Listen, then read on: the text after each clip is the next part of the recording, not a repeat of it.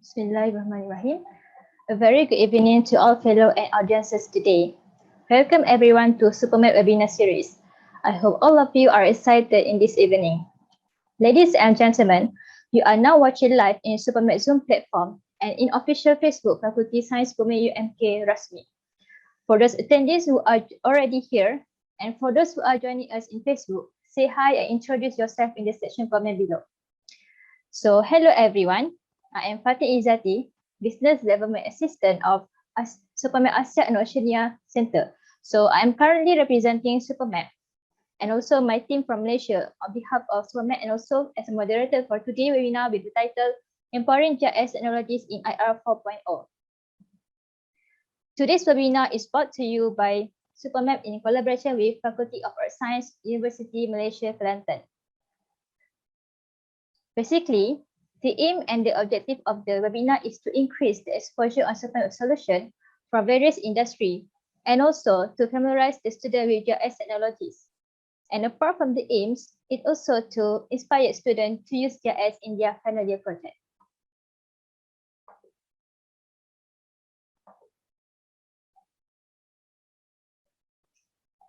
And for the tentative today, I will start with a welcoming speech from Deputy Dean of Faculty of Earth Science and also a short brief background of our speakers.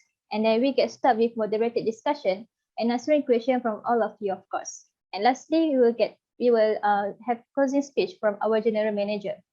So we aim to wrap up this webinar around 5 p.m. So audiences, please get your attention and please get your question coming by drop your question in Q&A section below. And for those who joining us in Facebook, we can drop your question in the comment section. We will pick your question and we will present in the Q&A session later. Next, to get to know more closer about Faculty of Earth Science, let's watch this video together.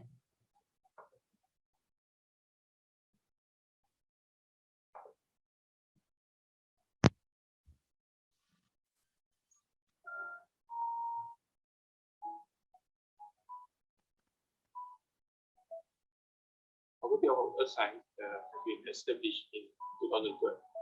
We are in one of the youngest university in Asia.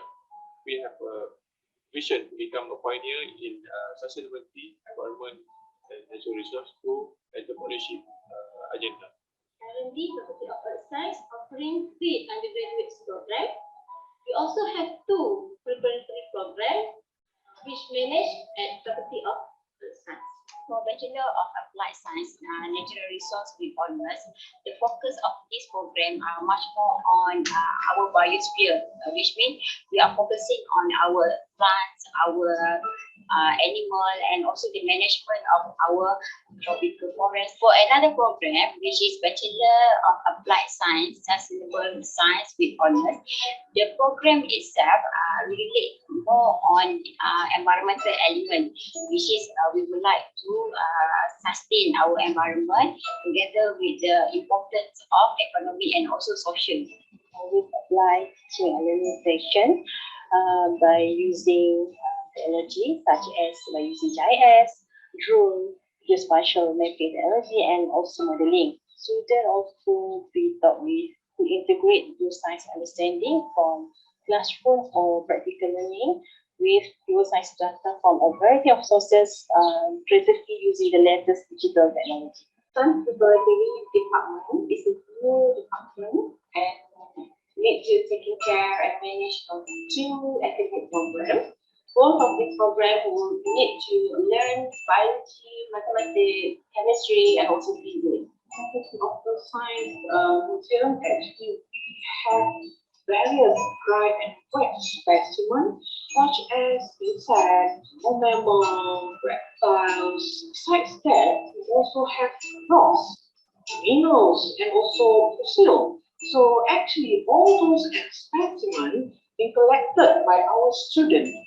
When we have to be flexible. Besides flexible, we have to be unique. In Faculty of Earth Science, we have multidisciplinary research. Currently, we are focusing on the research on mineral and the fossil.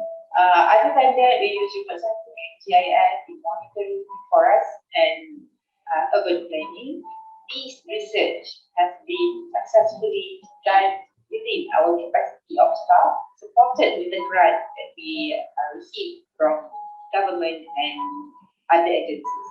We are optimistic to become one of the best faculty offers in Indonesia.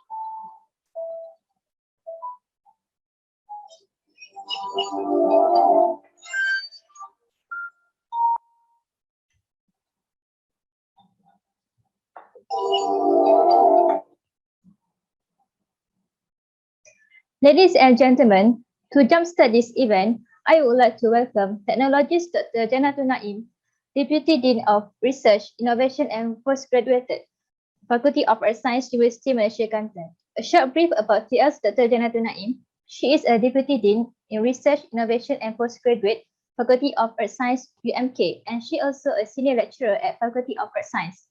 Her expertise are in forestry science, forestry information technology, geospatial information technology, and other forest engineering and operation. So, hi Dr. Janatun. Can you hear me, Doctor? Yes, yes. Thank you. Okay, Doctor, please welcome us on this webinar. All right. Hi, hello, and good afternoon. Assalamualaikum to all. So, welcome to the webinar. That's been initiated by Supermap, who collaborated with the Faculty of Earth Science, University of Malaysia Kelantan. So, on behalf of Malaysia Kelantan, specifically from Faculty of Earth Science, I would like to welcome all to the webinar of Empowering GIS Technology in IR 4.0. I would like to thank our collaboration partner, the Supermap, that initiate this webinar. Actually, it's a good platform for knowledge and also experience in using the technologies such as remote sensing and GIS in this platform. So that I won't talk too long because we have prominent panels that will share with us expertise, their knowledge and experience in using GIS in research and also in teaching and learning. So enjoy the webinar until 5 p.m. and yeah, enjoy. Back to you, Anis. Okay. Thank you so much, Technologist Dr. Jenna Dunain, for a very wonderful welcoming speech.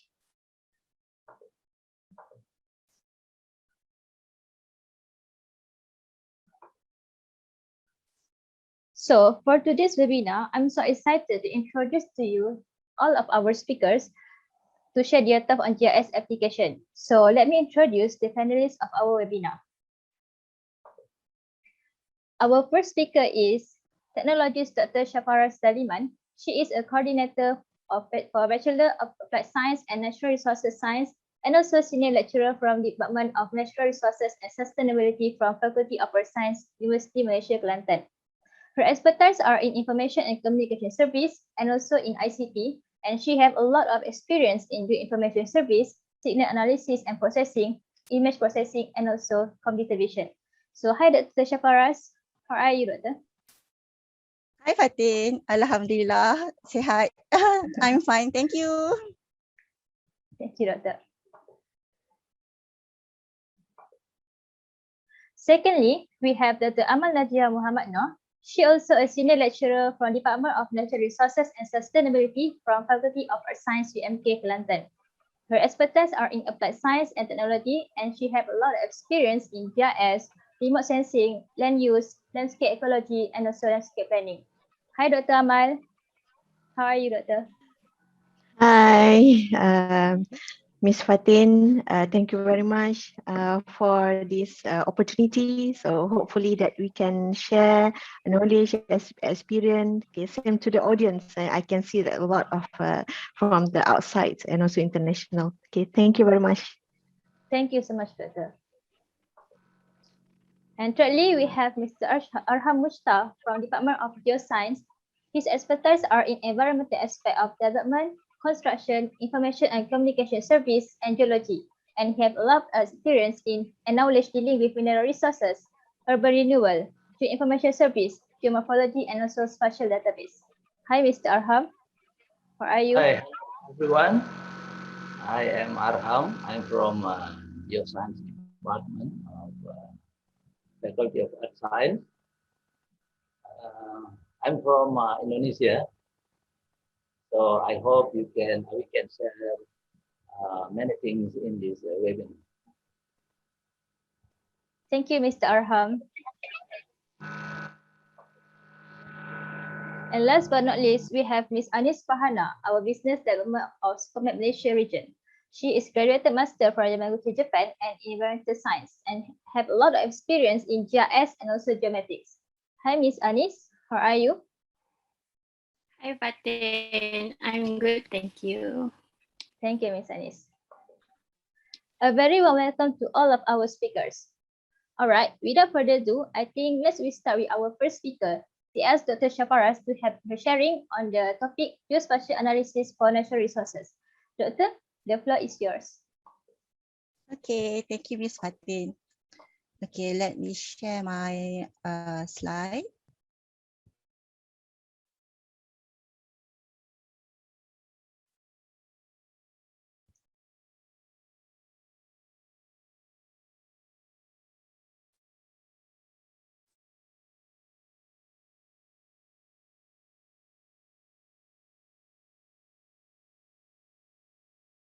Okay.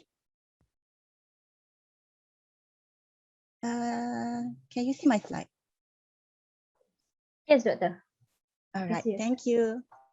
Right, so Assalamualaikum warahmatullahi taala wabarakatuh, and good afternoon to our moderator, Ms. Fatin, to our TDPI technologist, Dr. Jenna Dunain, Dr. Amal Jiha, Pak Arham, and also to our beloved audience. Okay, thanks so much for this opportunity, and this is truly my honor to be part of this program. Okay, my name is Shaparas binti Daliman. I am from Johor Bahru. And right now, I am a lecturer in Faculty of Earth Science, University Malaysia Kelantan. I am in Department of Natural Resource and Sustainability, and which I am in Program of Natural Resource Sciences. Okay, actually, I never regard myself as the expert, okay, but I do a lot of involvement in GIS and remote sensing, especially in my teaching and research. So actually, I just share part of the research that me and my students have done. Okay, so for today, I would like to share on the topic entitled Geospatial Analysis for Natural Resources. Okay, before we continue on the topic, I would like to highlight on the Bachelor of Applied Science, Natural Resources Science that we have here in UMK. So can I share on the video first?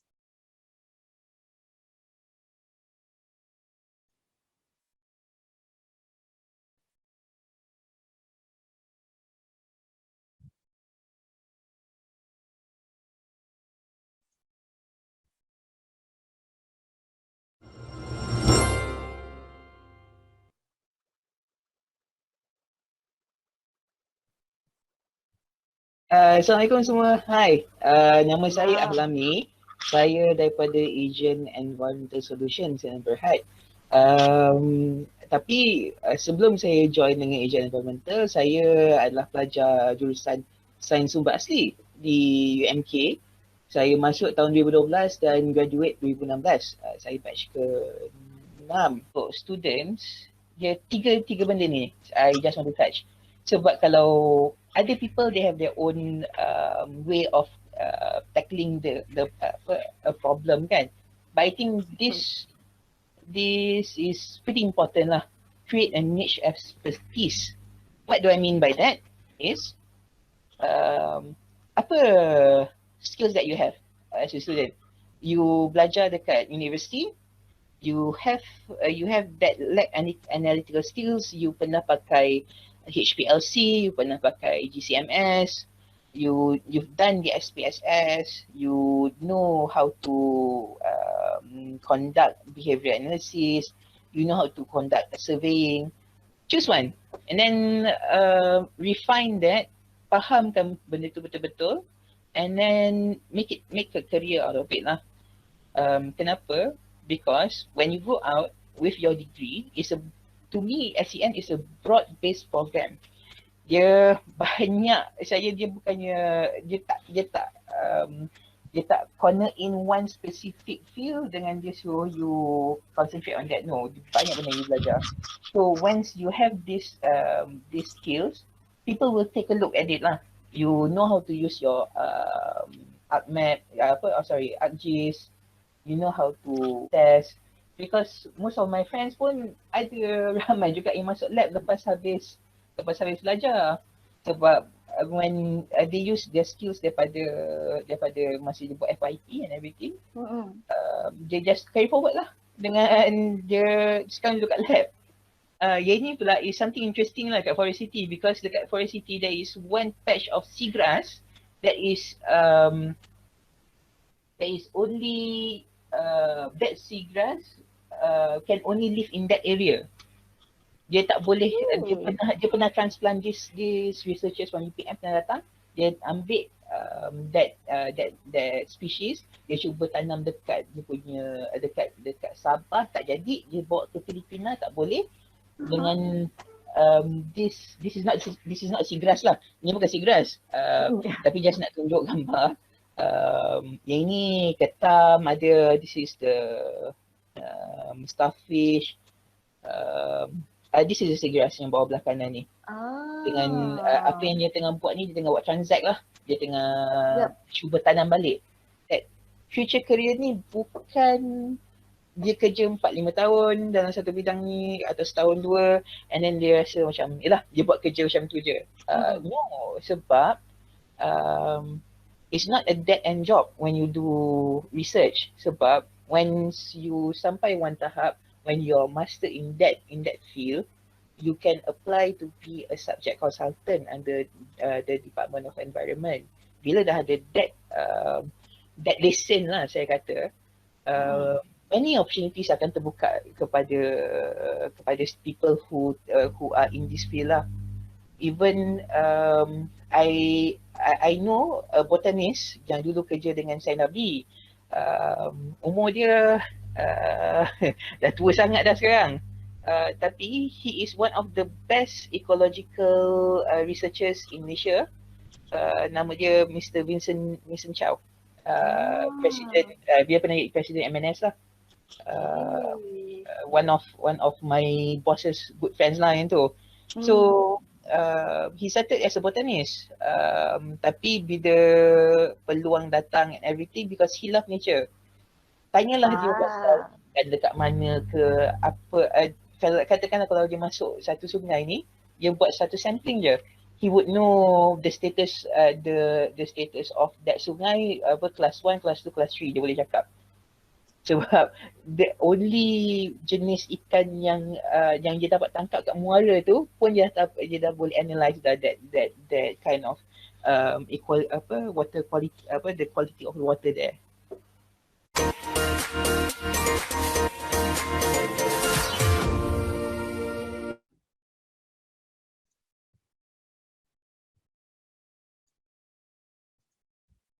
Okay, I'm sorry for the video in Malay because actually we are trying to get to promote this program of Bachelor of Applied Science, Natural Resource Science, that we tend to tackle for our students in Malaysia. But then actually our program is also for any, because we also have students from Indonesia as well. And if overall the alumni saying that the natural resource program is actually is not on a broad program, but it has a very it has many specialties and techniques, and you have to have that skills, especially if you are good in one area. So go pursue pursue for it and make a career out of it. Okay, so hopefully this somehow kind of have a brief background on what is actually natural resource in UMK. Okay, so let's continue with our topic here. On the geospatial analysis is actually a technique and tools associated with spatial analysis and modeling techniques that are provided within currently available and widely used geographic information system, or GIS.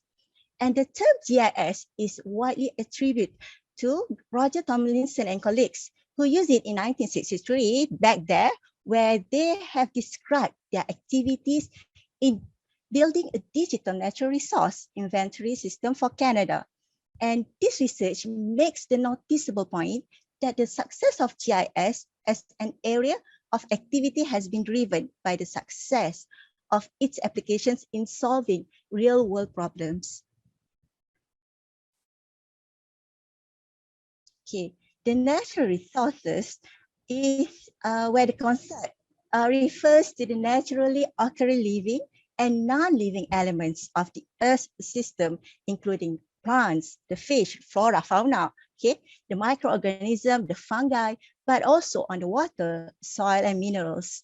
Okay, the natural resources are central to human being. Okay, we cannot live without the clean air we breathe, the plants that we eat, or the water that we drink. So we need the natural resources to survive and also to thrive. So unfortunately, natural resources are often viewed as key assets driving development, and over time, it is progressively in industrialization, resource use increase. So in some cases, exploitation levels came to exceed natural resources regeneration rates. Okay, so I would like to share this quote from Mr. Joyce Monsieur. He is the Deputy Executive Director, United Nations Environment Programme, UN, where he said, nature makes human development possible, but our relentless demand for the Earth's resources is accelerating extinction rates and devastating the world's ecosystems. And here we can look on the environmental impacts where the IRP is the International Resource Panel. Okay, this research is actually launched by the United Nations Environment Programme. They have found that in 2017, natural resource extraction and processing accounts for more than 90% of global biodiversity loss. Okay, and more than 90% of water stress, and amounted to 50% of global greenhouse gas emissions, GHG. Okay, and this will give a significant adverse impacts on the environment, notably increased greenhouse gas emissions. This IRP also showed that the use of natural resource and the related benefits and environmental impacts are unevenly distributed across countries and regions. So what shall we do about this? Okay, so as the application of GIS in natural resources management, it is very, very important that we have to manage the natural resource sustainably.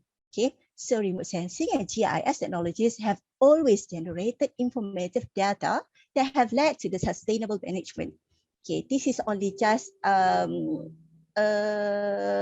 the most or the main of the natural resource that I have highlighted of those application of GIS in natural resource. Okay, first of all, is the flora and fauna, where the GIS have shown that that the GIS, the geospatial analysis, can look or can map the populations, the species ranges, the habitats. Okay, where from this mapping or these distributions, we can further look into how to preserve this flora and fauna. Next is the agriculture, where most of the countries, we need the agriculture because we need the foods, right? So most of the important element is the production management, where this is also can be assisted by using the GIS. And also the crop forecasting, the soil fertilization mapping. So all of this can be shown, can be displayed using the GIS and remote sensing. Okay. And as for the natural resource, we also need to conservation, okay, to do the conserve on the wildlife and on the endangered species, where from this we can predict, is there any possibilities of this wildlife or endangered species in 10 to 20 or 50 years from now on, okay? So those data that we have, it can be looked into on the geospatial analysis so that we can further look into how to manage all the resources, okay? And this is actually also not in our part, we do the analysis, but for the policymakers and so on, this will help them on how to actually manage all those, right? Okay, last, the watershed management, okay, where it can do the stream network, the catchment areas, the watershed delineation, and last but not least, as for the forest management, where the application of GIS, and also usually we also use with the remote sensing images, look into on the timber assets, and also currently and recently look onto the forest health monitoring. How is actually the forest been doing? Will it be sustained throughout 20 or 50 years from now on? Okay, so I would like to share part of our research that this one has been done from our students that have a collaboration with the PSU Surat Tadi, Associate Professor Dr. Sudisa Suchat, where they are looking on the rubber plantation change detection. So, and this rubber plantation is actually very this study has been published in SERS 2020, and this study was conducted to identify the rubber plantation distribution in Surat Thani, Thailand. Okay, if we know the Surat Thani is have a big area of the rubber plantation. Okay, and the results from this GIS application showed that the specific area of rubber plantation that experienced gained or lost or remain as rubber between a desired period, where we look into from 2007 to 2014 and from 2014 to 2019. Okay, and this area loss of rubber plantation being left as bare land and massive rubber. Okay, and this will lead to a lot of if just the worrying part, if the rubber plantation just being left as a bare land. So this is actually have to the local authority over there have to look into this. Okay, and next I will share on the spatial tree map. Okay, and this just recently being published from on the IOP conference series from the CITRES 2021. Okay, and if you look into this one, this is the spatial tree map of landscape trees in UMK campus Sili, right? Done by Tariki and also with collaboration with Dr. Nazahatul Anis, where based on this study, okay, there are a total number of 1,466 landscape trees that being sampled and collected. So we can see that by having those data, we can map into this map, and hopefully the landscape trees manager of UMK Jili campus authority can take further action to better managing the landscape trees, okay? Because actually, Mr. Tan Ricky is also looking into the health of the condition of the landscape trees, either having some problem, health problem, okay? So we have all those database, and it can be looked into this study. And finally, but not least, I will share on the spatial temporal analysis. based on integrated remote sensing indexes. Okay, because when we do the geospatial analysis by having the remote sensing images, it will be much more give a clearer perception and view. Okay, this study has been done from our student Siti Nur Hadifa, where she used 5 remote sensing indexes, which is the NDVI, wetness index, salinity index, albedo, and also this is the final output of those integrated remote sensing index, where we come up with the remote sensing environmental distance index. Okay, and this we look into 5 years, 2000, 2005, 2010, 2016, and 2020. And from this analysis, it can be observed that the urban areas of Kelantan River Basin are constantly deteriorating due to continuous development. Okay, we can look that the environment of the Kelantan River Basin has changed over the years. Okay, nevertheless, the majority of the KRB area is still under acceptable environmental quality based on this analysis. Okay, but however, we are looking that the government and authorities need to create policies and take actions to control these human activities that might lead to creating an unhealthy environment. Okay, so last but not least, I would like to share a special quotes from Jeffers Bishop. Without natural resources, life itself is impossible. Without abundant resources, prosperity is out of reach. And with that, I thank you. And back to you, Ms. Fatin. All right. So thank you so much, Technologist Dr. Shafaras, for the very insightful sharing. So I hope we all can get some input what is natural resources is and what it can be used in the GIS application. So if you guys have any question regarding the topic that our speakers just presented just now, so feel free to ask us in the Q&A session. So next, our speaker, Dr. Amal Najiha, will share her topic, application of GIS in sustainable environment. Doctor, you can start now.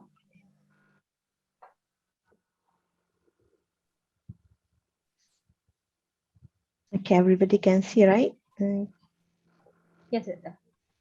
Okay, Assalamualaikum and a very good afternoon to especially for the Supermap manager, Miss Evelyn San, and then our moderator, Miss Fatin, and Miss Farhana, and also all the speakers, also my friends, and all the audience from every part of the world, I think so. Okay, so thank you very much for this opportunity. Hopefully that we can sharing each other. I know that everyone is very expert because this is tools that we are using for our career and also in this situation, our environment. Okay, so I would like to introduce myself. I'm Amal Najah Muhammad Noor, who is a lecturer in University Malaysia Kelantan, Sustainable Program of Faculty of Science. So I'm graduated from Cranfield University, United Kingdom in 2017. So I've been using the GIS tools about 8 years. So it's not much comparing with you all, I think. So just sharing what I've been using. Okay, this just want to promoting for the my program of Sustainable Program, Faculty of Earth Science, and I'm really welcome to our new student that will coming on this October. So welcome, and hopefully that everyone enjoy it and then face to the program of degree here.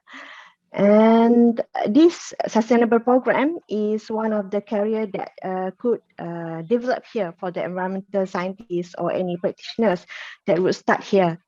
Okay, so this everyone know about this GIS, Geographical Information System, that is a computer-based tools.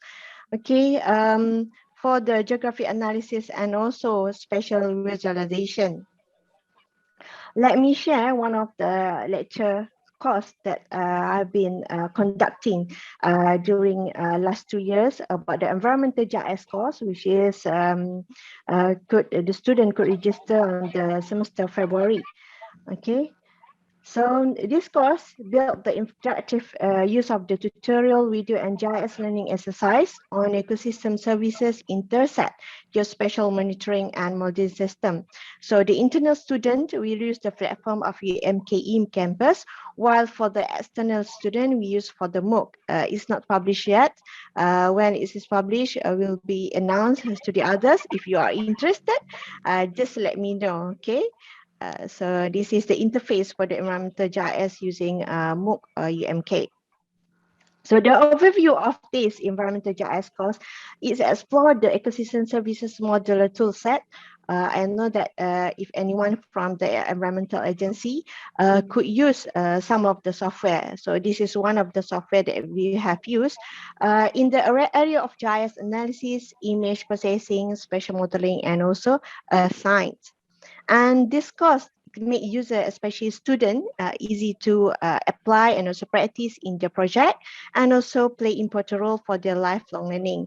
This is just a basic one, but student, I can see that it's developed more when they are go out from the out of the university and when they go for the career life.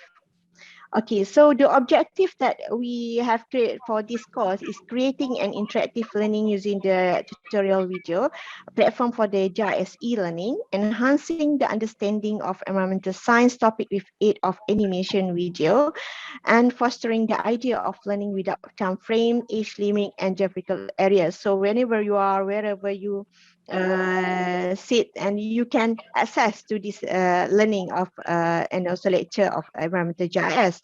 It provides the advanced GIS knowledge and skills, and including familiarity with operation in any GIS software, including the Supermap. So I'm also new in Supermap, and hopefully it will be integrated both with the modeling environmental and also Supermap. We will know later with the Miss Anis after this. Okay, for the tutorial of GIS applications, it's provide interactive for the hands-on assignment and also self-directed learning on environmental application and management. It's also resemble the real world phenomena that everybody can see, that a lot of environmental issue we face for today. So we provide 4 activities for the teaching and learning activities of this environmental GIS course, which is investigating geographic issue and solving problem, collecting, storing, exploring, and using geographic data, also using interpreting maps, and exploring, developing, and presenting geographic concept. So it's covered above 4 of that concept of the GIS. And this I want to show the GIS application that we have done with my student together for this course. This is for the application of GIS modeling in sustainable development and environment. There are a few of the issue of the environmental that we make an exercise here. Developing use, water purification, carbon storage and sequestration, sediment retention, habitat risk assessment, aesthetic quality, and also coastal vulnerability. This is part of the exercise for the ecosystem services modeler. So this one, I would like to show some part of the what we have done for the tutorial to make it easy for the student, where we can see that is open the tool set of the ecosystem service modeler here, and is put the output. It has the output and also valuation. You can see that from this tutorial video, it makes easy for the student to apply and then make use of this software compared from the manual tutorial. Okay, so for the sediment retention, okay, that's show for the sediment retention, and for the habitat risk assessment, it assess for the, for example, for the wildlife habitat, landscape habitat, and other that useful for the environmental sustainable. Okay, for example, this one. Let me show. Okay, this one show the for the aesthetic quality and how we assess the importance of the land surveyability for the tourism places. Okay, and we can see the output we can get is the visual impact image, population statistic, percentage or specific area of interest. So by using this modeler, we can see where is the place that could be prioritized for the tourism places using this GIS modeler. Okay, this is part of the tutorial video that we have done. Okay. And then for the coastal vulnerability and carbon storage, also the developing use, I will show here. Okay, for the coastal vulnerability, it have a few of the comment here for the index, and also for the carbon storage. Okay, we can identify where is the place for the carbon storage. Could be in one of the places of the study area. So we could know that where is the place that provide more on carbon storage and sequestration. For the overlapping use, so in this tutorial, we will explore on the model to analyze the natural area for the overlapping use. Okay. Okay, this is my channel of YouTube. So I already upload my tutorial actually, so free for everyone to access for this one, just part. If you want to know more of our course, so just enroll for the MOOC, okay, for the external. All right, and this is the outcome learning that we can see that from this interactive GIS tool, it's easy for students to apply, and hopefully for the future learning, it can be commercialized for the interactive 3D model book. Okay, we have planning go into that, and also mobile education application for smartphone user, or also integrated with the Supermap software. And hopefully this could interact, especially the student planners, decision makers, and other practitioners to learn and solve environmental issue while understanding the GIS technique in a simple procedure. Okay, hopefully that I can have shared small little things, okay, about the GIS modeler. Okay, thank you very much for your attention, and have a good day. Thank you. Thank you so much, Dr. Amanah Jihab, for very interesting sharing. So if you guys have any question, you can just ask in the Q&A session. Next, we have our third speaker, Mr. Arham Mushta, with his sharing topic, GIS application for geoscience syllabus. So Mr. Arham, the floor is yours.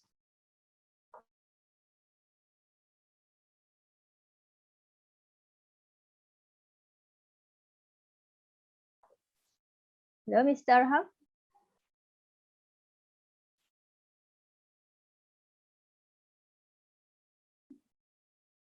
Hello, Mr. Arham, can you hear me?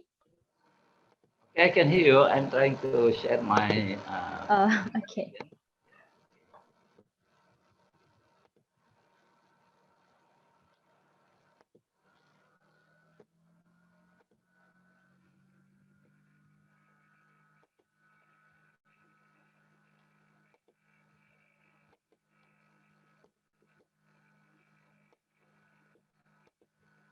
Can you see my presentation? Yes. Good afternoon, everyone. So it's an honor for me to share with you what we have done in Geoscience Department of Faculty of Earth Science. And mostly of my presentation talking about the straight to the point to the technical GIS.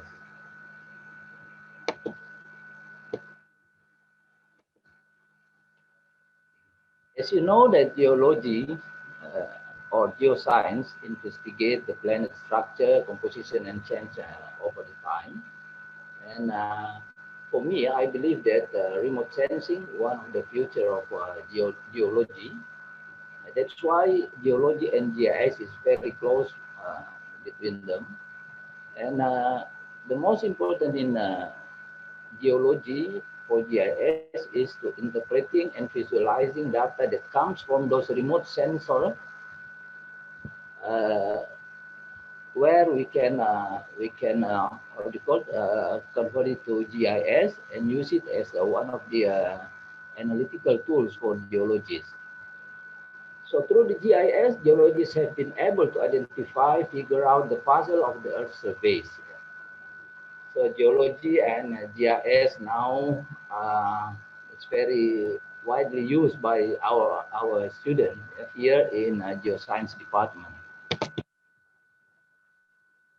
In geology, especially in geoscience department, we involved in I mean very intense in general geology, especially how to produce the geological mapping, and also in an advanced study we use the GIS for geological research, for basic geological science like paleontology, sedimentology, stratigraphy. And also we focus on the geology resources exploration like mineral exploration, hydrocarbon exploration, groundwater exploration, and engineering geology.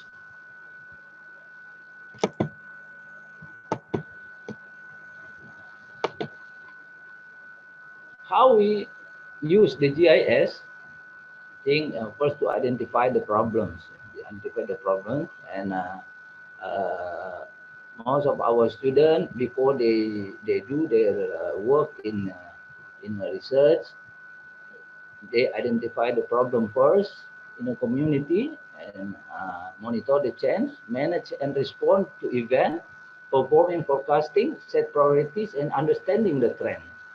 When they understanding the trend, they can explain to the community how to survive in the area, how to how do you call it, use their geologic resources to give them welfare. So the most important or the first stage in doing the GIS, we have to prepare the maps, and we have to collect the data in the field, analyze it, and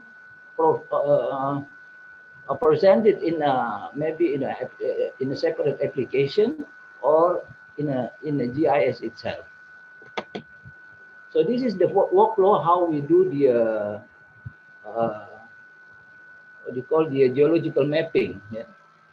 From the pre-field activities, as you can see here, we already use the GIS application, preparing the maps and rechecking the map and interpreting the maps as a first step interpretation.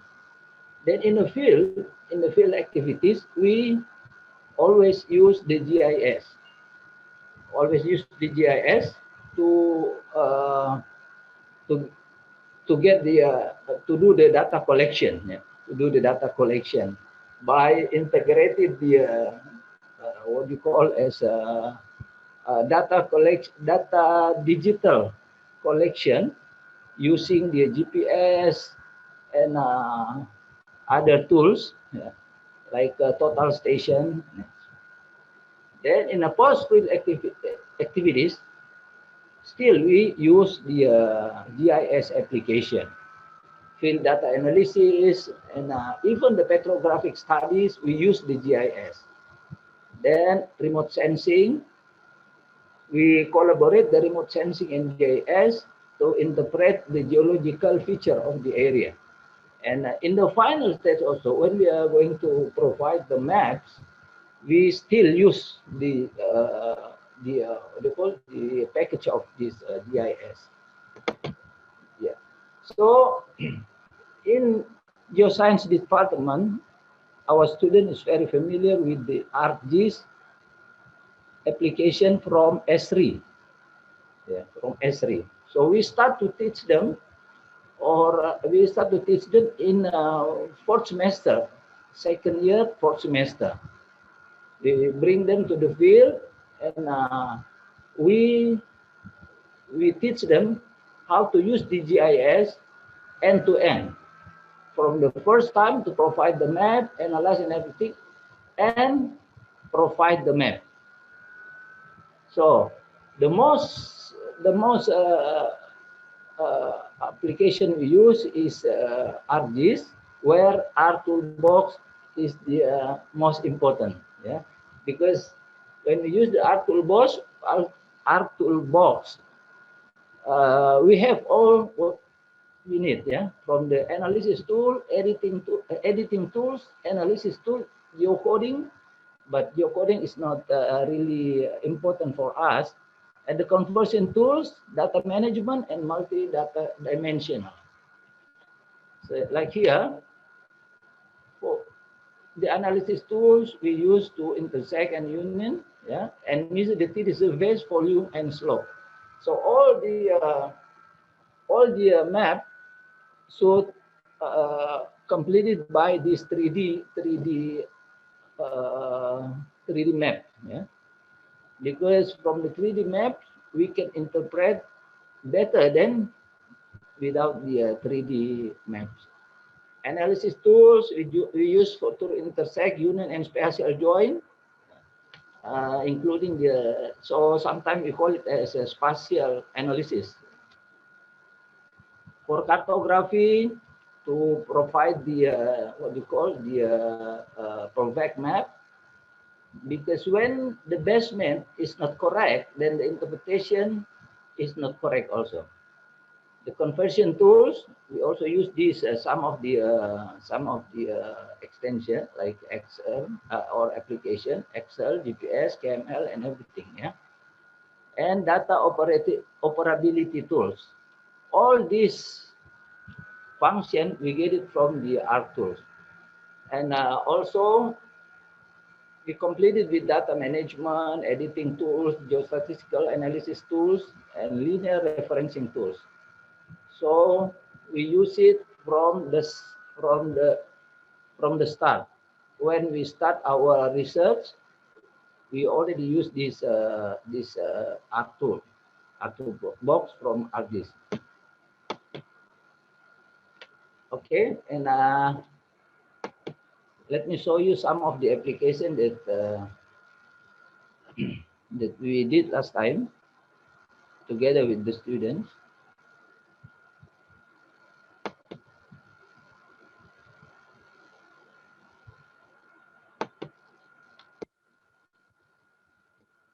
Sorry.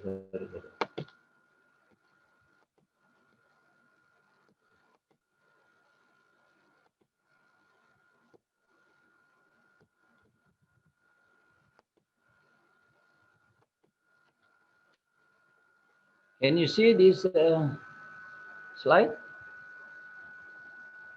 Ms. Fatin, can you Yes, see sir. this? Yes. Okay. So this is, sorry.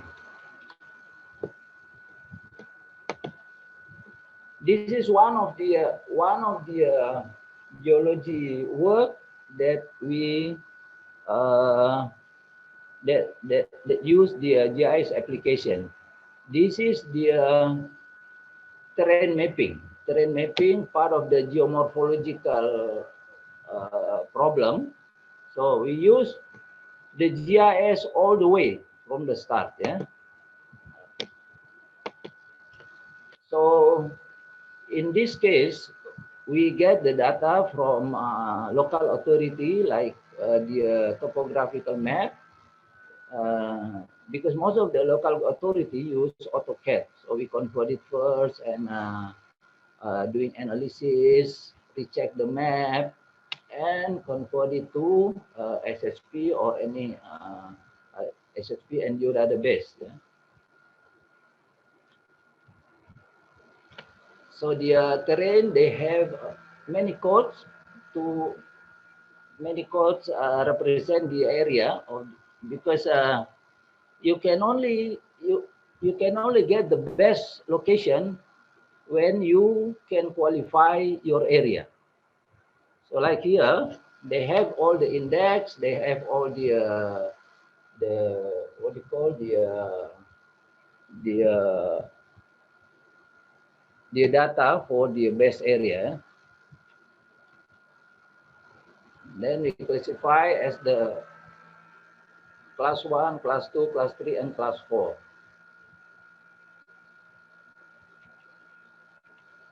So this result, it came from the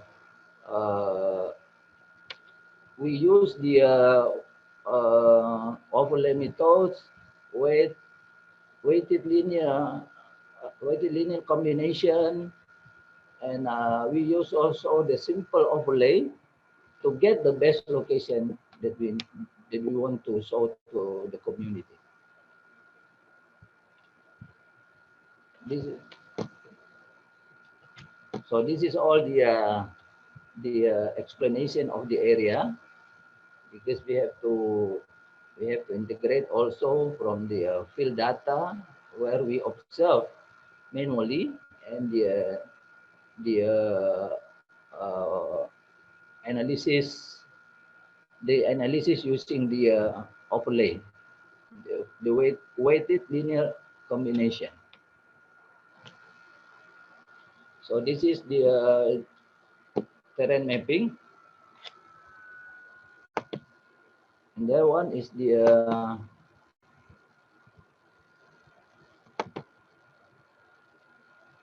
can you see Miss Fatin? No. Can you see? No. Oh no, okay. Hold on.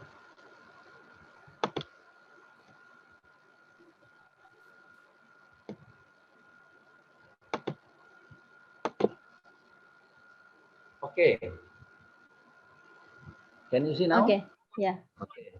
So this is one of the geology problem or geology topic using the GIS solution. Landslide susceptibility assessment using GIS.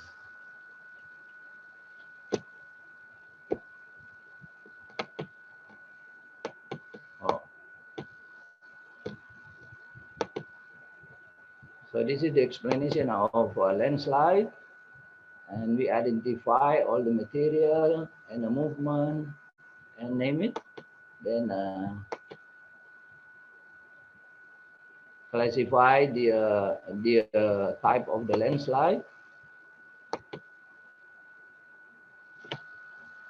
After that, we analyze the landslide, and use geologic GIS to get the complete analysis. So there is some methods we use for, or there's some data we use for GIS application: weighted overlay method, NVIS, WLC, multi-criteria decision analysis, AHP, and remote sensing.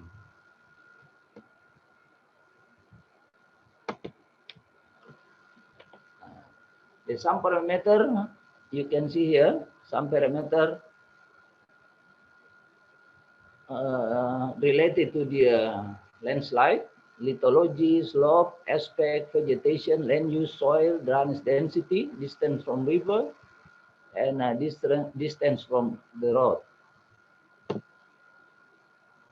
The secondary data that we use is a Landsat with various resolution, SRTM, DEM, topographic digital data, and also others data like Terasar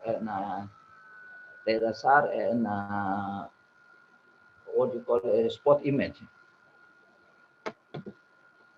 So this is the application we use ArcGIS, NB, and Global Mapper. So we get the weightage of this parameter by using those methods that I have explained before. And this is the lithology. Yeah, this is the lithology. Slope map, land use map, drainage density, aspect map,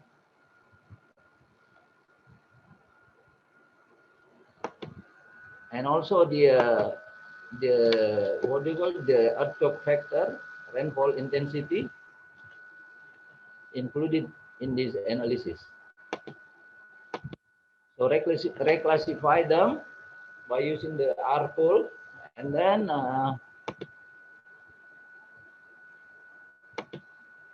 lastly, we can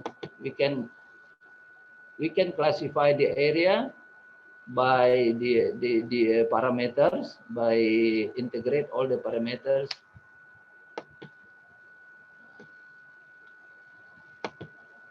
And this is the final product. The final product, you can see here the susceptibility class, like low, moderate, and high, and so to the local authority or the community about their area. So I think this is all my presentation, Ms. Fatin. Okay, thank you so much, Mr. Arham. It's such a great sharing. So if you guys have any question regarding the topic that our speaker just presented just now, so feel free to ask in the Q&A section box. So without further ado, let's welcome our last speaker, Ms. Anis Farhana, in her sharing on Supermap solution in GIS application. So Ms. Anis, the floor is yours.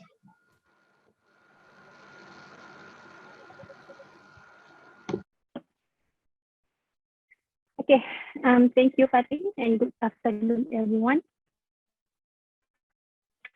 So I am Anis from Supermap GIS. So for today's session, I will talk about Supermap GIS solution in GIS application.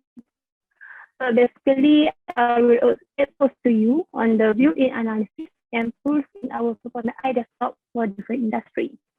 So our Supermap technology and built-in analysis.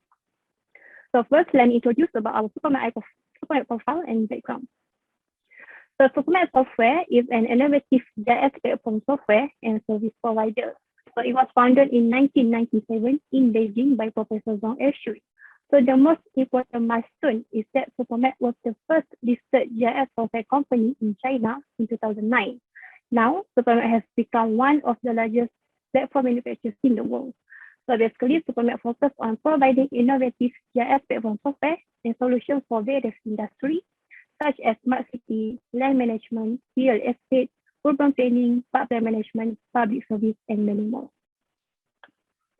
So we have involved in the R&D for GIS software in more than 23 years and have more than 4,000 employees with annual revenue growth of over 30%. So by now, Supermap has successfully entered Asia, Europe, Africa, South America, and other countries and regions, and have distributed and partnered from over 30 countries and end users from over 100 countries. So we have established 38 branches office all around the world. So this is the product family of Supermap. So we have many kinds of terminal products that are cloud, edge, PC, WebGIS, and also mobile.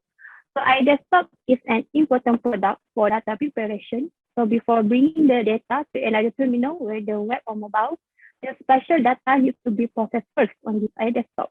So in addition to provide abundant spatial analysis and processing features, we also provide various options for compression and caching that can support your need to bring spatial data closer to the user.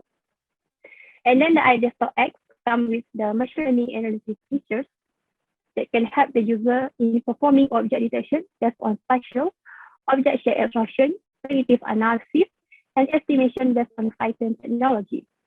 So the geology feature is also available in iDesktop X, which will help the user to increase the security of spatial data. So in Supermap, we have 5 key technologies that called as BDC. So BDC stands for Big Data GIS, AI GIS, 3-dimension GIS, distributed GIS, and cross-platform GIS. So for the cross-platform GIS, Supermap GIS support multiple CPU architecture like x86, ARM, MIPS, SLU64, and etc. So it can also run on Linux, Windows, Android, and iOS with a high performance. And then distributed GIS is our new value. It just released in the last year. So we have our capability to manage the spatial computing in more than one machine, including for analytics, storage, and also visualization. So it has 4 components: the distributed geospatial data engine, GeoBlockchain, distributed geospatial analysis and processing technologies, cloud native, and edge GIS technology. So all of these components can realize the major breakthrough of GIS in high availability, high concurrency, high performance, high capacity, and high credibility to build a new distributed collaborative model of cloud, edge, and terminal integrated GIS. So this is one of our demo for the distributed GIS. So this is the Kada Sopa Security. So this one is based on the geo blockchain technology. So by using the geo blockchain, it makes the Kada Sopa changing become more credible and also more traceable. And then our third key technology is big data GIS. So cross-platform GIS and cloud GIS are the basic technology of big data GIS. So the core technology of Supermap big data storage management, distributed analysis, stream data, and big data visualization. So as you can see here, the map can be browsed normally before the download is complete. You can, without waiting for the page to load, and it can be browsed at will, which greatly improves the user experience. And then this one is the dynamic visualization for the real-time traffic in Beijing City. So this visualization is based on the location of the GPS for all of the taxi in the Beijing City, China. So this video shows the map for more than 300,000 of land parcels in China with 10 distributed clusters. So we want to find out which land will be affected when we build a road across the area. So when we do the buffer analysis and overlay analysis to calculate the occupied land parcel, it takes less than 45 seconds to get the result. And then in 2018, Supermap released the new technology of artificial intelligence, our fourth key technology. So this is the example of deep learning that we had done in Indonesia. So basically, we just determine a few base of the palm trees, and then the AI will detect the other palm trees automatically. So this one is very great for the tree counting analysis. And then Supermap also provide a dynamic and visual construction separation technology. So based on deep learning, we extract the bottom polygon of each construction, and then by referring to the ground polygon, we can select and highlight each single construction, curate them, create thematic maps, and do buffer analysis. And then if one, after you create and running the modeler from the selected data, we can help you in determining the residence area, the water area, the road, and others as well. Then by adding the function of detecting the broken road and also according to the picture and camera point parameters, the road image can be registered as coordinates. And the damage surface of the road can be automatically detected and extracted. And then the total length and area of the damaged road can be obtained as well for the output. And then our last key technology is 3D GIS. So it is based on the 2D and 3D integrated GIS technology. So it can further develop the computing and analysis capabilities of geospatial data model, combines oblique photography model, BIM, point cloud, 3D field, and other multi-source heterogeneous data, and sets an open geospatial 3D model data format, S3M standard, and geospatial 3D model data service interface standard to support the GIS standard system. So based on the distributed technology, the efficient whole process management of real-time 3D data, such as oblique photogrammetry model and point cloud can be realized. So we integrate the IT technology of WebGL, VR, AR, AI, 3D printing, and etc. to bring a more realistic and convenient 3D experience to promote 3D GIS to achieve outdoor and indoor integration, macro and micro integration, and empower the application of full-space new 3D GIS.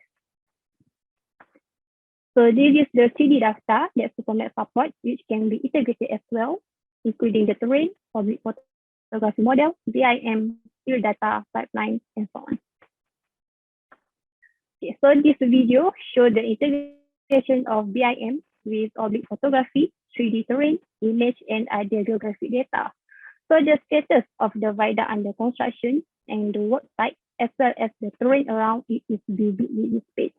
So the experience of analyzing in 3D will increase our accuracy in making future decisions. Then the 3D output can be viewed through the WebGL, VR, AR, and the mobile application as well.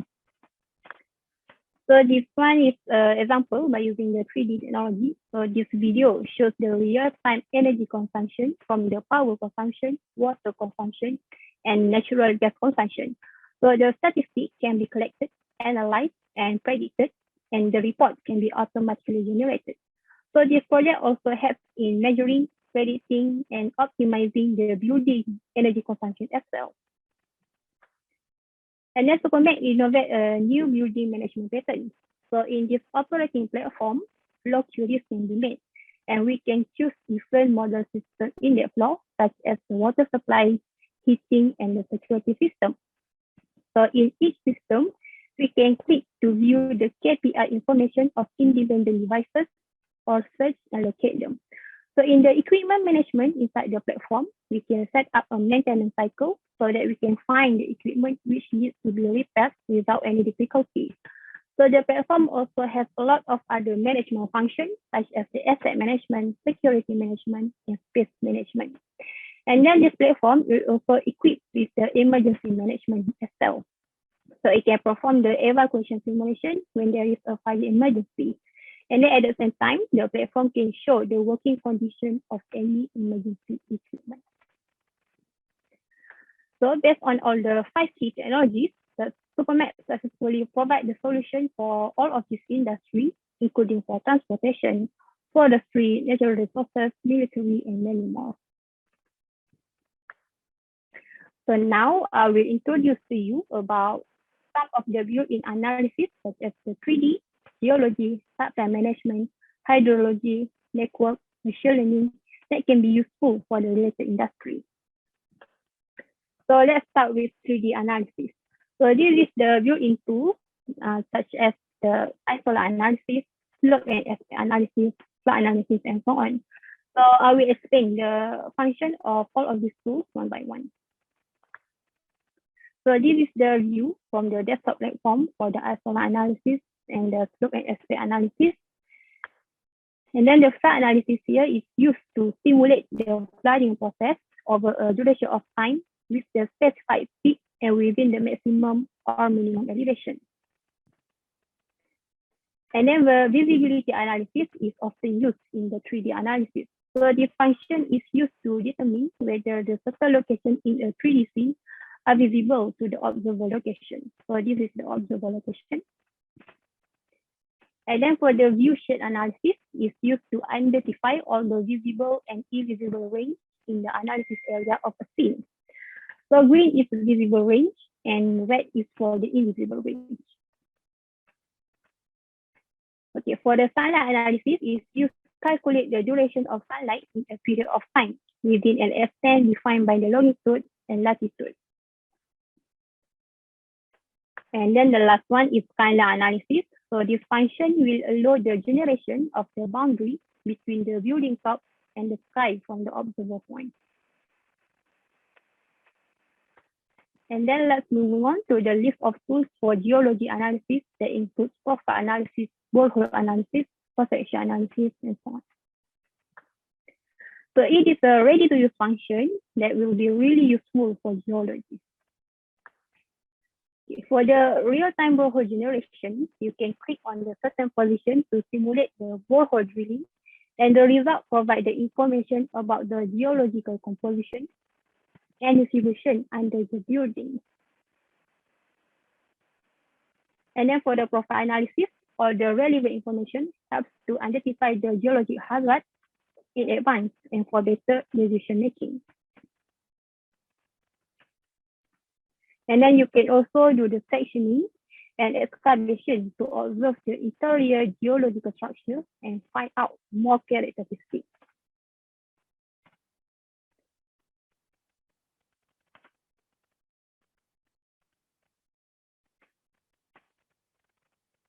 And then by expanding the vertical scale is known as vertical exaggeration. So explosion is commonly used with the vertical exaggeration in order to view the interior structure, such as the faults and folds inside the geologic layers. So our next field in analysis is pipeline management, which includes single tracing analysis, critical element analysis, burst analysis, and shorter path analysis. So this industry, oil and gas, water supply, and telecommunication will find this tool useful. So anything with pipeline industry can utilize the tools. So first tool is a single tracing analysis. So it is to perform the tracing analysis for a specified node according to the network direction. So as you can see here, the green arrow is the network direction. So this function includes the trace upstream, trace downstream, find source, and find sink to trace the flow and the cost path. And then the second tool is critical element analysis. So this function is to find the critical upstream or downstream element nodes that closest to the specified node or edge, as well as the downstream edge is influenced. So one or more multiple critical nodes may be found for the analysis. So the upstream and downstream function can be used to trace the affected site. And then the last one is the burst analysis. So this function is used to find the valve that is closest to the burst incident point from the upstream or downstream direction, and find the closest and fewest valve in the upstream direction that should be turned off to prevent the overflowing of water or oil and even gas. So the burst point can be any place along the pipeline. Okay, now let's get to know about the hydrological analysis. So it is based on the digital elevation model raster data to establish a water system model, which is used to study the hydrological characteristics and simulation of surface hydrological process and make a forecast for the surface hydrological situation in the future. So the hydrological analysis model can help us to analyze the scope of the flight, the position, the runoff pollution sources, and predict the geomorphological change on runoff. So it is widely used in the regional planning, agriculture, forestry, disaster prediction, and many other industry and fields. So Supermap already provide a workflow manager to manage the hydrological analysis and the raster analysis menu. So Supermap hydrological analysis itself contains the filling things, calculating flow direction, calculating length, calculating cumulative water, watershed divided, river grading, connecting water system, and vectorization. Okay, so this video shows how the model works. So after you click on the run button, all of the results from the workflow manager will be automatically created. And then after the process finish, you can view all of the results and do the further analysis.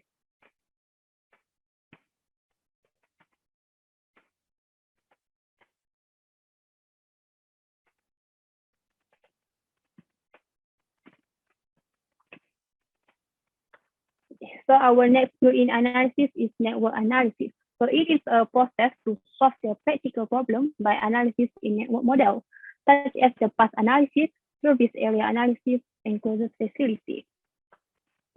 So optimal path analysis is used to find the unordered path of the least resistance between 2 points or more in the network. So the least resistance has different meanings, such as those based on the single factor, like the shortest time, the lowest cost, the best traffic condition, and the minimum toll station, and etc. So for the traveling salesman problem, TSP analysis is unordered path analysis. So the TSP analysis can decide the order to visit the nodes, and its target to get the minimum or close to the minimum sum of the travel route impedance. So what is the difference between TSP analysis and optimal path analysis? So the difference between these two analyses is the method to visit all the network nodes. So the former can decide the visiting order of the nodes, but the latter must visit the nodes according to the specified order. So this figure shows that the optimal path analysis will be from stop 1 to stop 2, while the TSP analysis will be from stop 1 to stop 4, because this is the shortest distance. And then the basic concept of closest facility is to find the nearest facility point to the known point, the event point here. And then you can find one or more facility points that can be reached by the minimum cost. So the analysis result is the optimal path between the event to the facility point. So from here to here. And then service area analysis is to conditionally find the scope of the service area that the specified service station can provide. So for the service area analysis, it have two basic concepts. So the first one is the service scope. So it is the center point of the service, providing the location of the service such as the supermarket, post office, community hospital, and etc. And then the second concept is service area. So it is the area that within a certain impedance, taking the specified point as the center and containing all the accessible edges. So it refers to the area that is served by a location according to some certain conditions to provide a particular service. And then the last tool for the network analysis is the location analysis. So this function is to select the optimal location for one or more service providers in a certain region, so that the facilities can be one of the most cost-effective ways to provide service and merchandise. So the location allocation is more than just how to locate, so which also needs to allocate the demand of the demanding points to the appropriate facility services area. And then our last built tool for today is machine learning analysis, which is available by using the Supermap iDesktop X. So the analysis include the object detection tool, model training tool, scene classification tool, and object abstraction tools.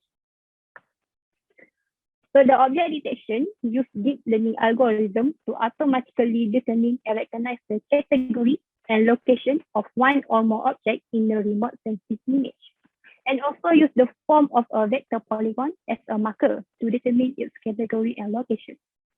So the object detection function has the characteristic of high speed and high accuracy. So it is usually used to quickly determine the spatial information such as the number and position of different types of objects in the image. So the following figure shows the result of greenhouse detection in a certain area. So the yellow polygon is the detected greenhouse, which can quickly and accurately locate the distribution, location, and number of greenhouses, and also provide the basic data support for greenhouse management, farmland management, and other systems as well. Okay, so the detection in the previous slide is to detect object only, so that we could know the number of objects. While in object abstraction, we could abstract the object shape as illustrated in the picture. And then scene classification is to classify different remote sensing images in the database according to the certain classification features. So the key to the scene classification is the of the image features. So the following figure shows the classification results of local climate zone C in Beijing. So on the right map, red is a dense area, orange is an open building area, green is vegetation, white is bare land, and blue is water. So the local climate zone maps describe the urban surface structure and cover with consistency and comparability across the city. So it is suitable to study the urban heat wave, sustainable urbanization, and urban energy balance. Okay, so that is all for my exposure about Supermap today. So I have talked about our 5 key technologies, which are Big Data GIS, which is great for big data mining, AI GIS for smart geography, 3D GIS for the vivid 3D scene and the 3D analysis, distributed GIS for a more effective, more elasticity, more stable, and the real-time update, and the cross-platform GIS for the safe, innovative, and cost-effective system. And then the built-in analysis for Supermap iDesktop and iDesktop X, which are 3-dimension, geology, pipeline management, hydrology, traffic on network, and machine learning, which is very convenient and useful for the related industries such as oil and gas, architecture, environment, telecommunication, construction, and many more. So if you have any further inquiry, so you can contact us at global@supermap.com or directly to me, anis@gmail.com or anis@supermap.com. So thank you for me and stay safe, everyone. Thank you so much, Ms. Anis, for a very insightful presentation regarding the Supermap solution in GIS application. So I hope you guys stay with us. So we have a bunch of really interesting sharing, and also IT education is coming in as well. And after seeing all the 4 sharing, so please leave the question in the Q&A chat box. So thank you so much to all the awesome speakers. So I think it's such a very great sharing for all of you. So I will quickly sum up what we covered for today's webinar. So as we see, we are recurring about the importance of GIS technology in this era with the implementation of the Industrial Revolution 4.0, such as artificial intelligence, big data, Internet of Things, and many more, which is all the technologies Supermap have it. So I am really sure that you will be able to get very precious knowledge from this webinar. So if you guys have any question regarding the topic for today's webinar, kindly drop your question in the Q&A section. So I will give you 5 minutes for you guys to write the questions.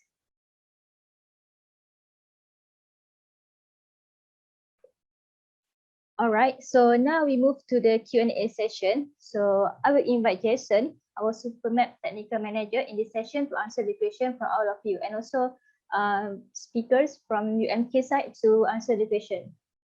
So are you ready, guys? So we have a few questions here.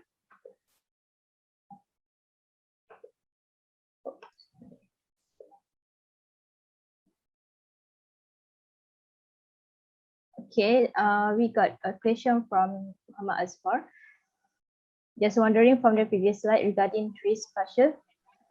My question are what is different between QGIS and Supermap GIS in general? So I think Jason can help to answer this question.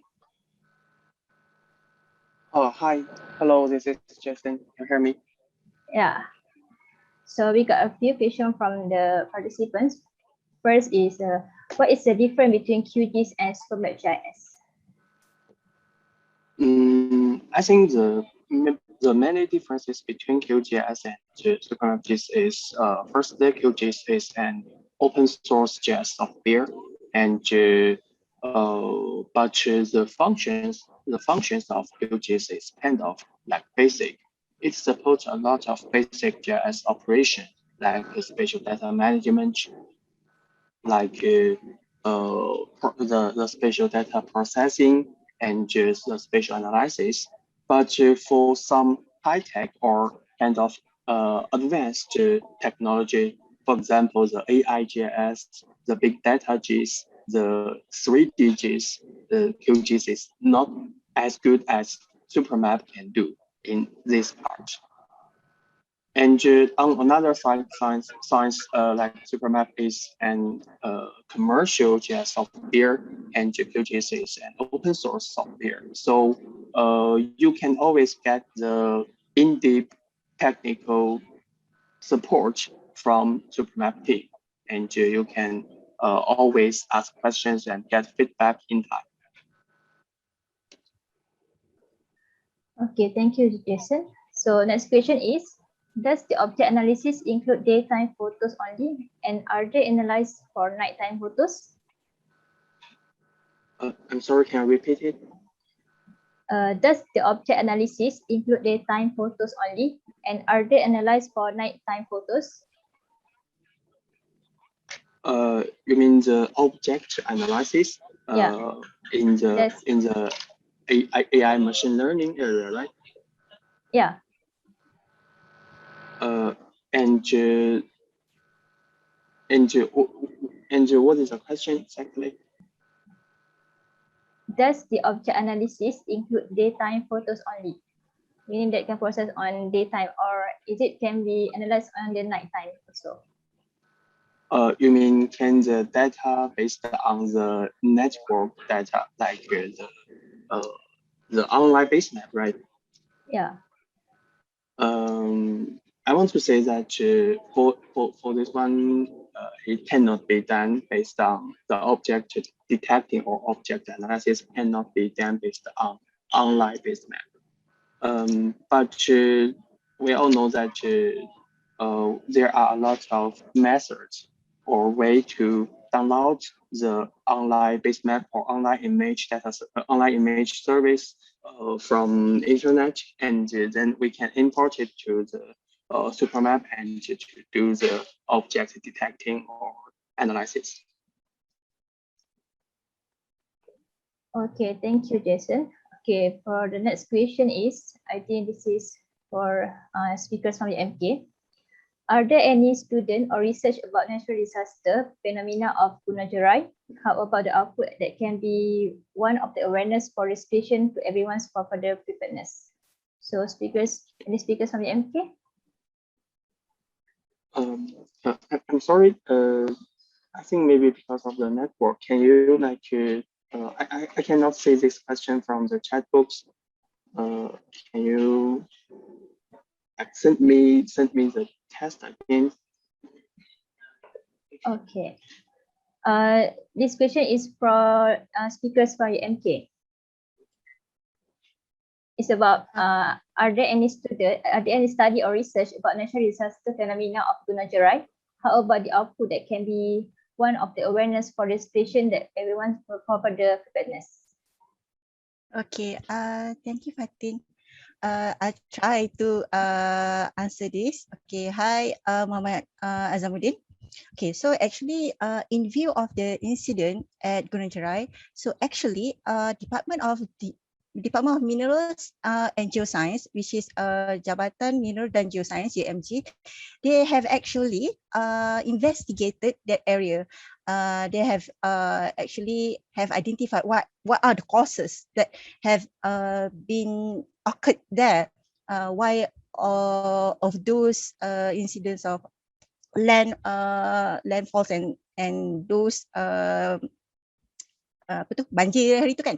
So but basically if we are referring to the study or research that is actually been published or not,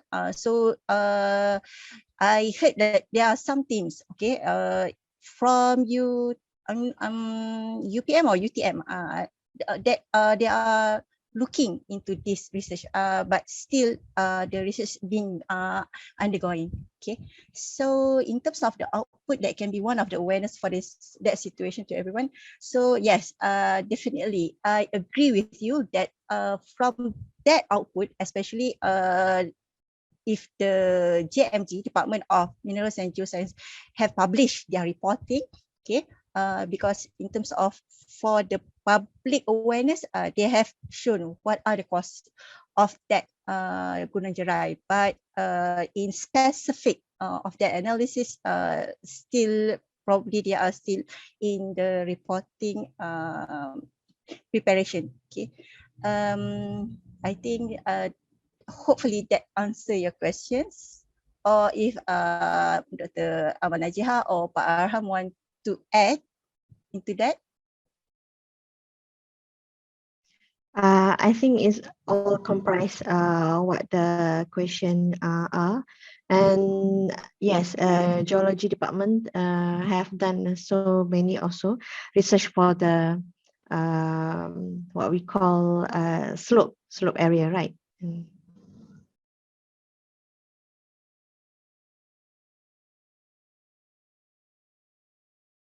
Okay, so that's all.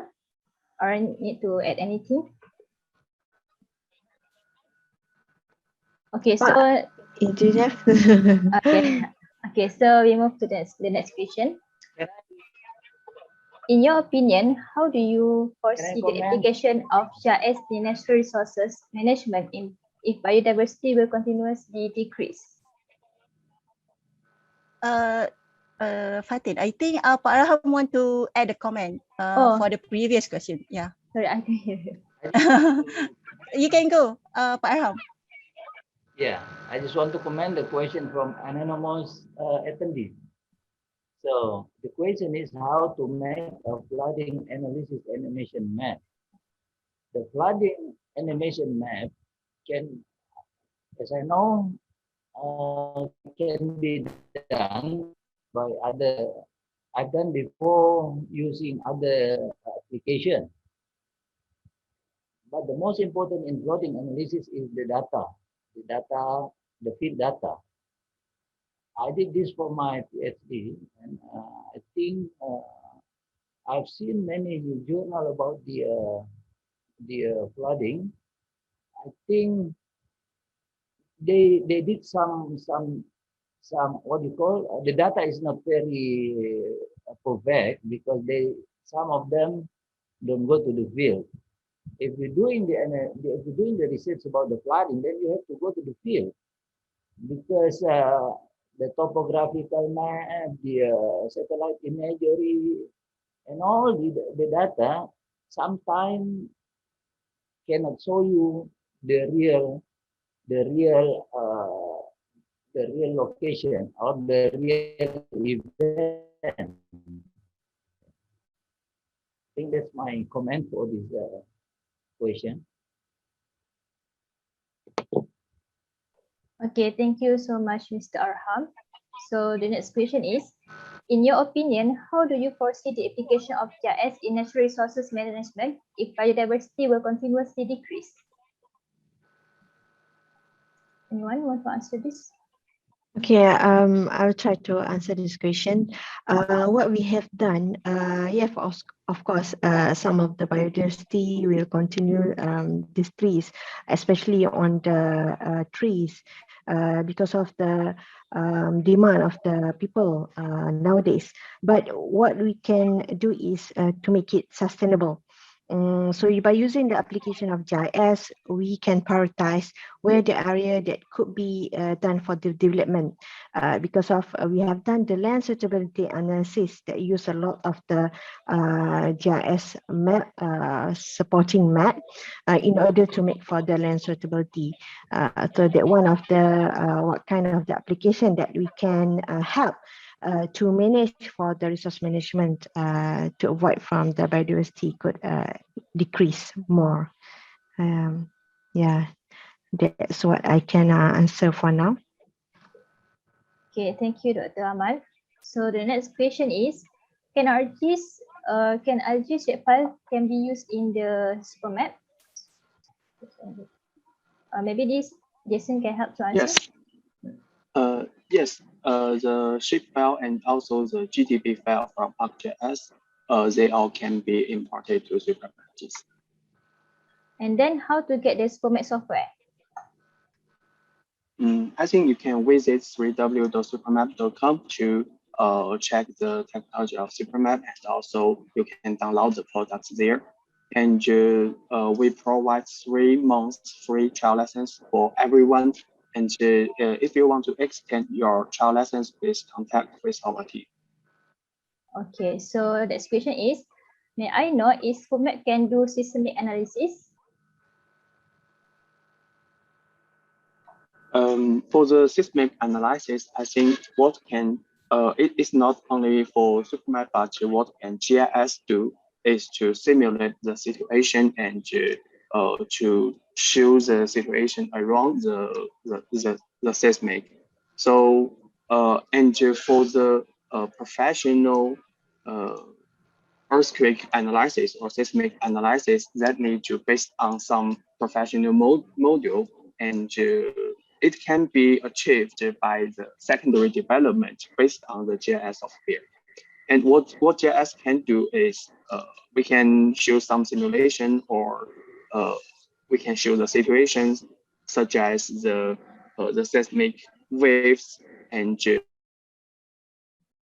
the surroundings inside or around the disaster area. This is what GIS can do. Okay, the next question is, what function and different between iDesktop and iServer and iPortal? Different between them. Yeah, the differences between these 3 products. First, iDesktop is a desktop tool, a GIS desktop tool.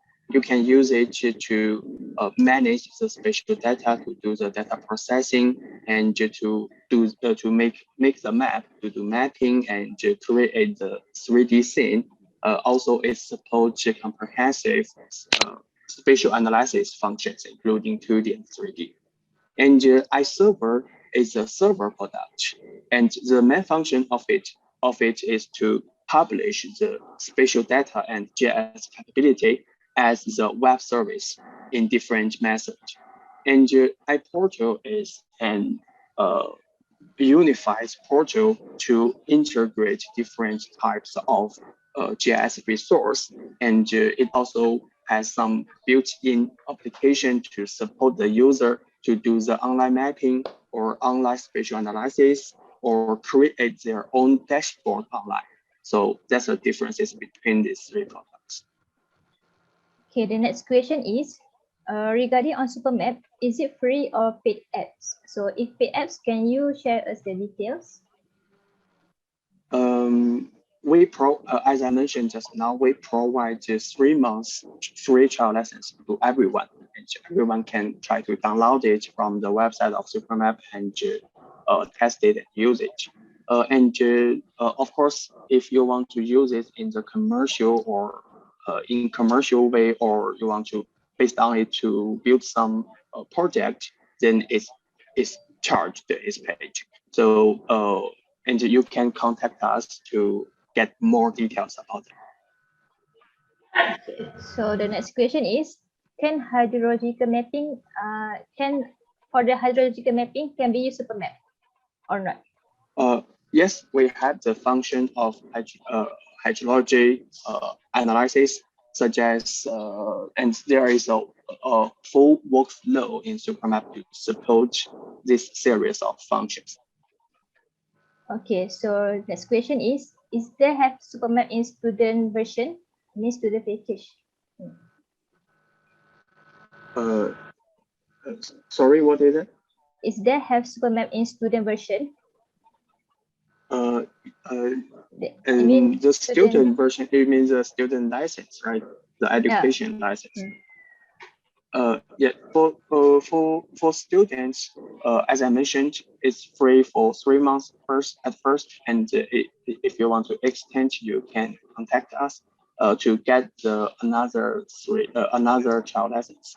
And for the university, we have the special education lessons for the university or school to learn about the GIS skill.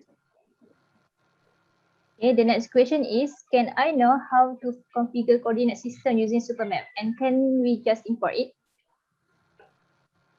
Firstly, Supermap already have more than 100 projection coordinate system, and it also supports for the user to customize their own projection coordinate system, and also we support to import the .prg file as a new projection in iDesktop.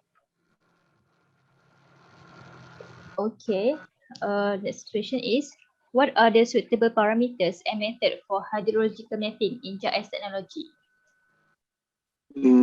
I think for this question is kind of detailed. Generally speaking, after we get the DM data for hydrology analysis, we can do the field sync and the flow direction, and then we can do the analysis of get the flow lengths, get the flow accumulation, and as a result, we can extract the river in line data set. I think for the details, you can refer to the help document of Supermap iDesktop, which is included in the product package after you download it. Okay, the next question is, if we having the data land use in MRSO projection, which is using ArcMap, is it the output coordinate system in Supermap will be same like the output in ArcMap? Yes, the projection information will be the same after importing to Supermap. Okay, next question is related to geohazard. Is it possible to make a slope failure or landslide animation? For the landslide animation or slope failure, I think it's if it is about the simulation, I mean the process of the landslide, then currently we don't have that function. But what we can do is we can do the slope and aspect analysis to analyze which area has a high possibility of a landslide. Okay, next question is, hi, I am a university student. Can I use free for 2 to 3 years or more? I think I already mentioned this earlier. if you want to get more free trial lessons, please contact with us, and you can get the email. You can send the email to us, and we will apply the trial lessons for you. Okay, thank you so much, Jason, and all the speakers for the answer of the question. So thank you, Jason, and all the speakers. Okay, I think everything is clear. So all of the question has been answered. So thank you so much, everyone. So if you have any question, so you can just ask us, and we will send you the reply later. So I think we have concern of time. So next, I would like to give a floor to Miss Evelyn, our General Manager from Supermap HQ. Before that, here is a short brief of her background. Okay. Miss Evelyn served as a General Manager for International Business in Supermap GIS software company. She earned her degree in GIS from Beijing Normal University in 2005. She began her career in Supermap from 2008 and has been working in different sections including R&D, technical support, and also business development. Throughout the years of her career, she has developed good insight into geospatial industry, especially on 3D GIS. She is currently leading the team to develop overseas market for Supermap. So I would like to give her to share some of her remarks and experience with all of you in this closing speech. So Ms. Evelyn, are you there?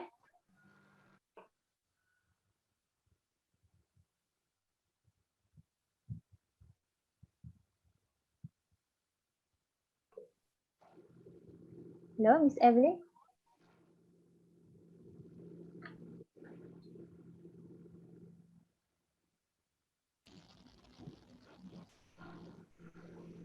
Yeah, I can see you. Hello, Fatin. Can you hear me? Yeah, I can hear you.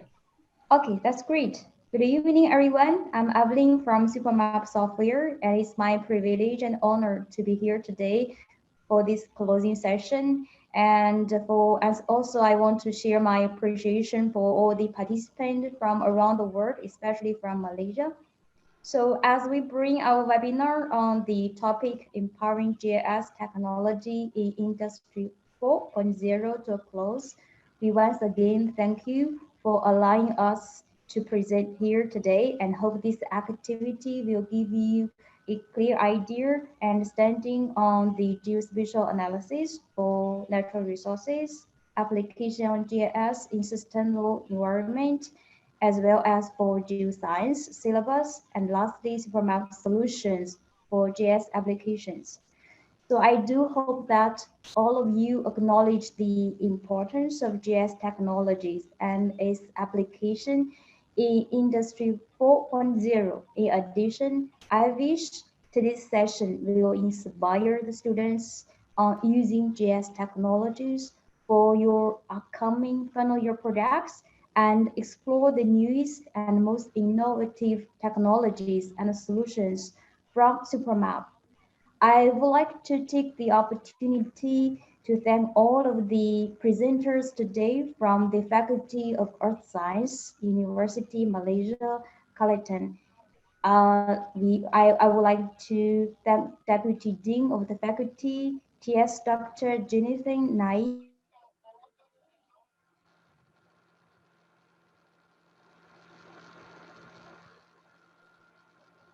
Hello?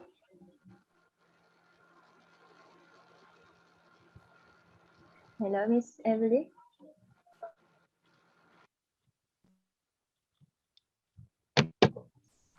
Hello, Miss Evelyn, can you hear me?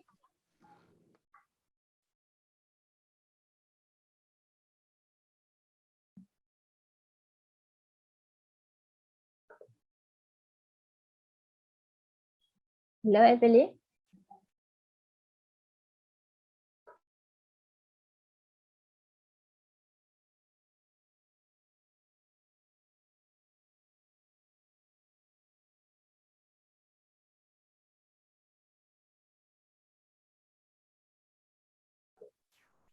Hello, Evelyn, can you hear me?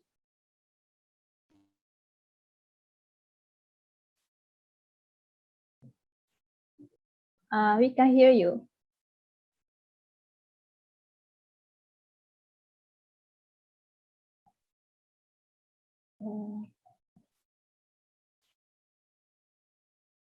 We can't hear you.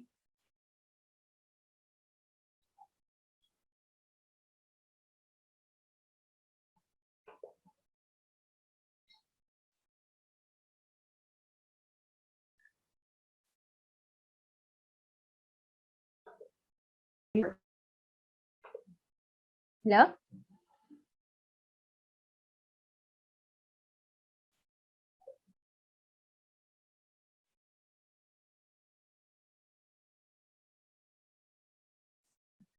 I think there's a problem there.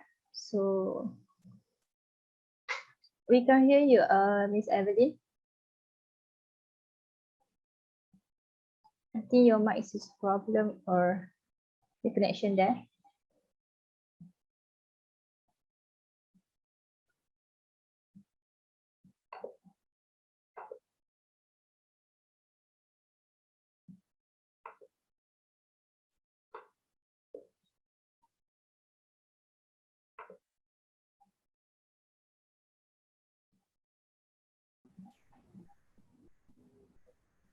Hello, Miss Evelyn. We can hear Hello, you. can you hear me now?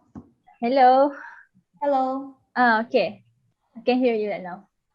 Okay, I just changed the internet. Maybe the internet here has some problem today. So I don't know whether in the beginning I already, I don't know which part of my speech is missed, but anyway, I just want to say thank you for all of the presenters and the staff from Supermap, especially the participant from Malaysia. So hope in the future we can have the opportunities to host more webinars for different topics. And I know today a lot of participants have posted their questions and maybe they will come up with new questions in the future. Anyway, just feel free to contact Supermap staff and contact our representatives in Malaysia and Miss Anis and Miss Farting, and keep updated on the latest technology from Supermap and try to use the technologies from Supermap for your upcoming projects for your final year in the university. So anyway, thank you everyone for your hard work. And I also would like to say Happy Malaria Day to all Malaysians. Thank you. Thank you, Farting. Thank you so much, Miss Evelyn, for a very wonderful speech. So on behalf of Supermap, we'll be able to give you some trainings and let people know about the facts that we are not just a company, we also a research organization which will provide the aids in research activities to any students or any professionals. So thank you so much to Faculty of Art Science, UMK, for this wonderful collaboration and sharing knowledge. So you guys can hit the like button at their Facebook page, Faculty Science Purmi UMK Rasmi. So maybe after this, we can have a further discussion about our next webinar with different topics or the other workshops with the Faculty of Art Science UMK. So besides, we offer to you our Supermap individual package. So the product that we offer for this package is Supermap iDesktop and also Supermap iTablet. So from this package, you will get free software maintenance for 1 year, free online technical support for 1 year, and then also free online training for 1 year. And also we want to invite you for webinar collaboration and also workshop collaboration, which is the benefits that you can get is a lot, such as can get incredible participants, chance to view network, a certificate provided by Supermap, and many more.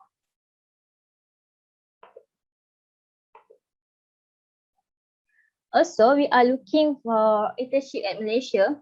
So there are a lot of benefits that you can get if you become our internship. So we will provide you allowance. And if you are interested to be a part of us, so you can send your resume at anispermat@gmail.com.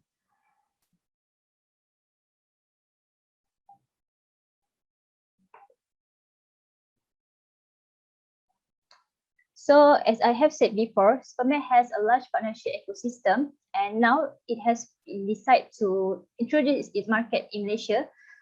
So we are looking for partners, distributors, and also reseller in Malaysia. So if any company is interested, so feel free to send us email at anispermat@gmail.com or global@supermap.com.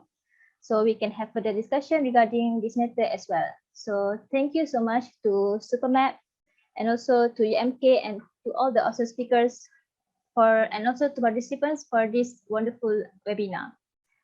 So thank you for your attendance, guys. Before that, I think I want to share this. Okay.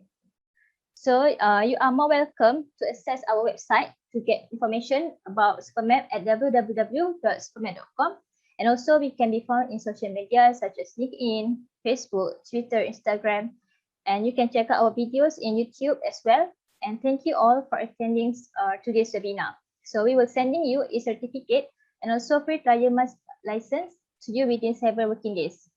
So Supermap will hold more webinars and also different kinds of workshop to all of us, and we will invite you through emails later. So we hope to meet you soon in the next webinar and workshop. So till then, stay safe and stay healthy, everyone.